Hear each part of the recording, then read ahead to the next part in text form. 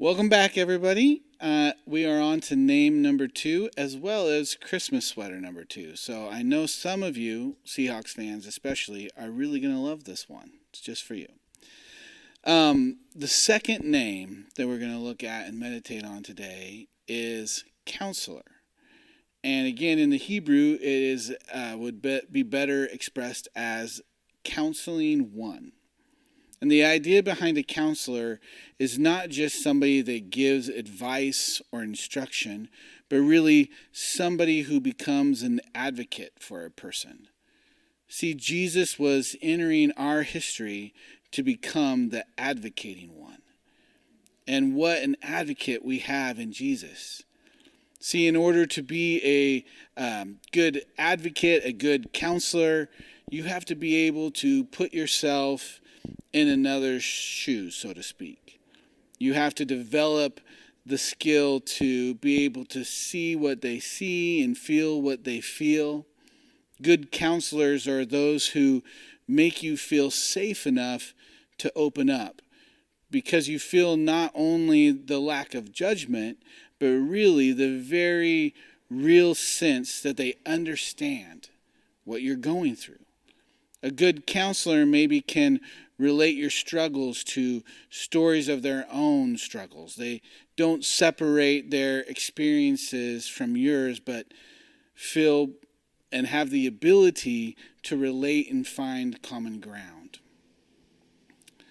The more I learn about Jesus, the more I realize he was the most amazing counselor and advocate ever. He's the ultimate advocate. See, Jesus, God, the divine one, gave up part of its place and privilege, which, to be clear, is so far beyond anything we are or go through. God exists in a state that's really galaxies beyond us. To compare us to ants to him is not a big enough gap. Scripture tells us that we cannot even begin to comprehend God's thoughts, that his ways are so far beyond ours. And Christmas, Jesus' birth, is a grand declaration, a statement of the length God went to become our advocate. Jesus did what a good advocate can only attempt to picture and imagine and relate to or experience. Jesus actually entered our condition. God became one of us with all our limitations and struggles and weaknesses. God did not just try to put itself in our shoes. God stepped into them, laced them up, and took his own laps in them. Jesus is the ultimate advocate, the ultimate counselor. Hebrews 4:14 says it this way: "Therefore, since we have a great high priest who has ascended into heaven, Jesus, the Son of God, let us hold firmly to the faith we profess. For we do not have a high priest," some translations would say advocate, "who is unable to empathize with our weaknesses. But we have one who has been tempted in every way, just as we are, yet he did not sin." This Christmas, this morning, will you spend some time thinking about your great advocate? Think about if you've ever maybe advocated or counseled somebody. What did that feel like? What feelings did it stir up for you? Were you able to help them?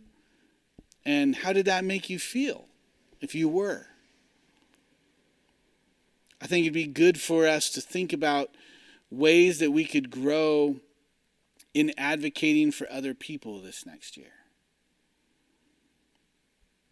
And as you go through situations and attempt to process and maneuver through this life, I'd like you to ask yourself how often you're aware that Jesus is your advocate.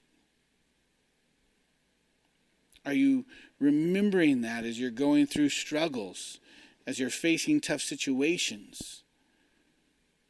That you have the greatest advocate ever. Would you let yourself consider and think about ways you could better live in connection and awareness of this aspect of Jesus' character this year?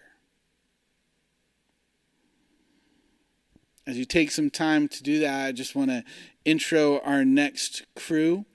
We have the sides singing a couple short Christmas carols for us. And then we'll have Jim teaching us some more here in just a minute.